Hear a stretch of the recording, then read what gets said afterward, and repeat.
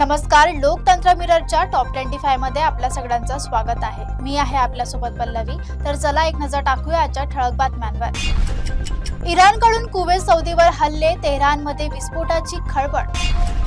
अजित पवार विमान प्रकरणी काळ्या जादूचा आरोप, राजकारण तापलंय। पेट्रोल 2 रुपयांनी, औद्योगिक डिझेल 22 रुपयांनी महाग। अशोक खरात प्रकरणात रुपाली चाकणकरांची हकालपट्टी। होर्मुझ परिसरात तणाव, अमेरिकेची युद्धनौका तैनात। 2027 वर्ल्ड कप साठी IPL मधून तयारी, आगरकरांवर चर्चा। गौतम सिंघानिया यांची स्पीड बोट दुर्घटनाग्रस्त, मुंबईत उपचार सुरू। मराठवाड्यात पुढील 4 दिवस पावसाचा इशारा। सातारा झेडपी निवडणुकीत पोलीस मंत्र्यांमध्ये धक्काबुक्की। भोकरदनमध्ये खदानीत बुडून मायलेकीचा मृत्यू। 1961चा आयकर कायदा रद्द, नवी कर प्रणाली लागू। युद्धाच्या छायेत इंधन दरवाढ, LPG बद्दल चिंता। पिंपरी चिंचवडमध्ये हॉटेलमध्ये घरगुती गॅसचा वापर सुरूच।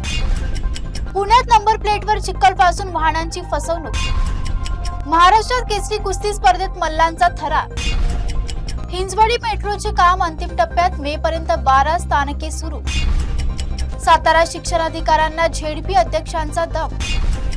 अशोक खरात प्रकरणात नवीन ट्विस्ट, पत्राची चर्चा।